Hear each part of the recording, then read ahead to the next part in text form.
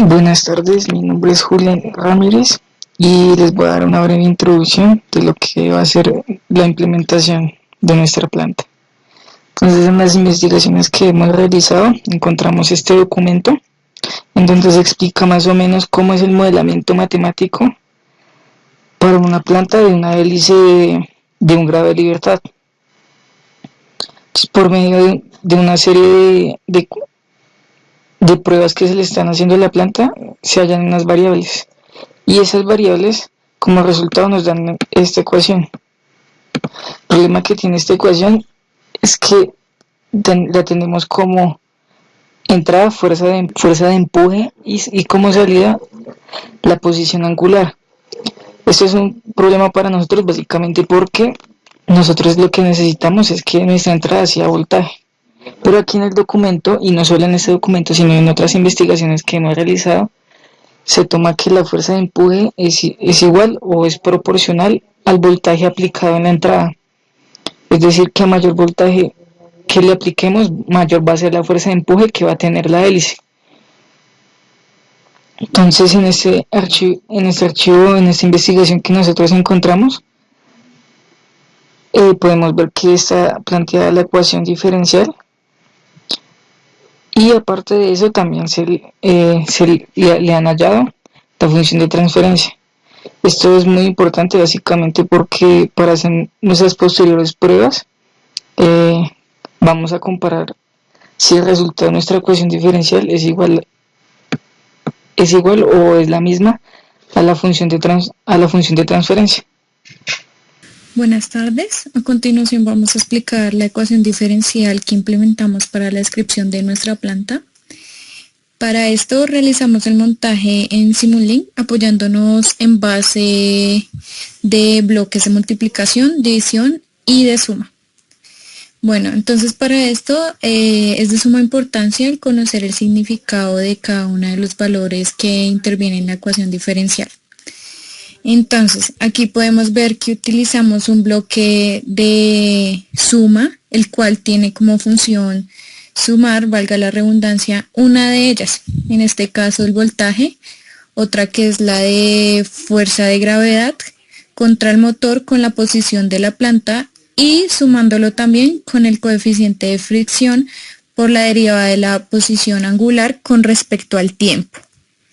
Entonces, a partir de esto nos surge una incógnita, cómo podemos hallar esta derivada y la incógnita sin derivar de la posición. Bueno, pues si sabemos que si se despeja la ecuación diferencial nos va a quedar esto que estamos señalando, es decir, que toda la ecuación diferencial va a ser igual a la segunda derivada de la posición con respecto al tiempo. Al solucionar la ecuación determinamos que va a ser igual a esto que estoy señalando, es decir, que todo esto representa la segunda derivada y por ende basta con agregar un integrador para bajar el grado de la derivada y así ya se puede hacer la multiplicación. Y como en el siguiente bloque necesitamos solo incógnitas sin derivar, volvemos a aplicar lo de la anterior parte, es decir, otro integrador, para que nos quede la incógnita sola. Básicamente este sería el modelado de la planta que nos correspondió. Para que no ocupara mucho espacio, lo que hicimos fue adjuntarlo en un subsistema, que fue como este, nos quedó de esta forma. Bueno, la información que consultamos para obtener la ecuación, aparte de demostrarnos la ecuación, también tenía la función de transferencia. Entonces, para ver si la implementación de la ecuación diferencial sí está bien planteada, lo que realizamos es una verificación con una comparación de las dos señales. Bueno, acá lo que hacemos es darle play y vamos a ver la comparación de las dos señales. Este es nuestro resultado de la planta. A partir de esto podemos decir que está bien realizada la ecuación diferencial y es igual a la función de transferencia, porque se nota que está una sobre otra. O sea, es decir, la función de transferencia y la ecuación diferencial están sobremontadas. Bueno, vamos a mirar si esto es cierto quitando la función de transferencia a nuestra simulación. Le damos play y como podemos ver, efectivamente es igual que la señal anterior. Ahora vamos a realizar lo contrario para visualizar si nos da la misma señal. Le damos play y efectivamente nos da lo mismo. Esto significa que la implementación del modelo matemático de nuestra planta está bien diseñada.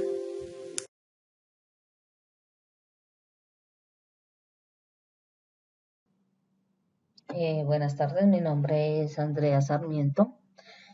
Yo voy a hacer la representación de una ecuación diferencial por medio de amplificadores operacionales. Aquí tengo mi ecuación diferencial de segundo orden. Entonces, para poder hacer esta representación, primero debo hallar ciertos valores. Aquí hago el reemplazo de los valores previamente ya escritos acá en mi ecuación diferencial. Entonces voy a obtener esta ecuación. Aquí debemos hallar ciertos valores para poder reemplazar en mi programa simulador. Entonces debo hallar A, que A es la suma de los valores positivos de mi ecuación, y B los negativos. Seguidamente tengo que hallar un valor AT, que dice que es A menos B menos 1. Entonces me va a dar este valor. Luego hallo lambda, que dice que es el valor superior entre A, B más 1 o AT. Entonces para el mayor es A, entonces lambda toma el valor de A.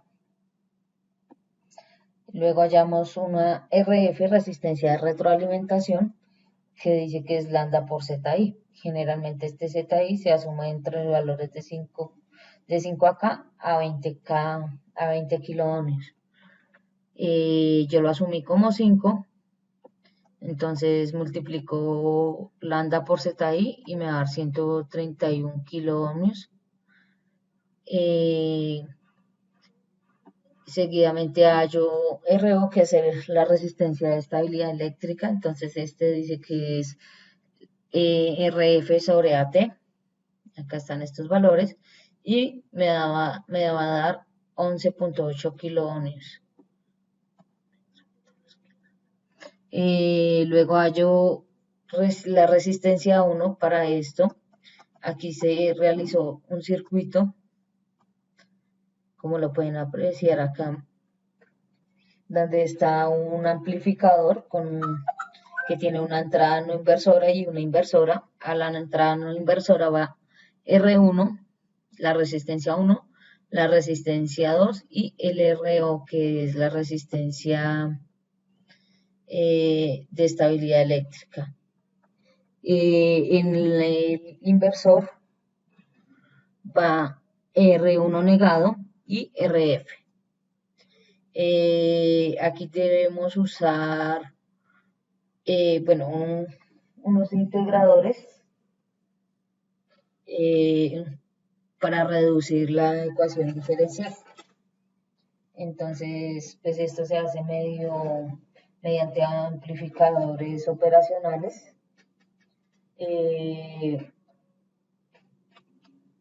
Para reducir, acá sale de este integrador, sale Y', usamos un amplificador operacional integrador. Para reducirlo sale Y',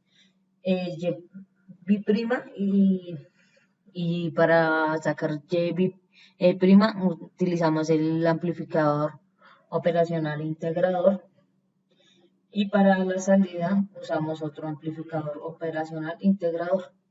Entonces a esta salida, como aquí viene siendo Y', este viene alimentado acá, perdón, Y', y para Y viene alimentado acá. Entonces procedemos a ver el circuito. Está mi amplificador operacional, donde ya está previamente montado. Entonces este sería mi RO, mi resistencia RO, mi resistencia RF, mi resistencia R1, mi resistencia R1 negada y mi resistencia R2, que ya previamente fueron halladas. Aquí sale una resistencia al amplificador operacional integrador, que esto lo que hace es reducirme la ecuación diferencial.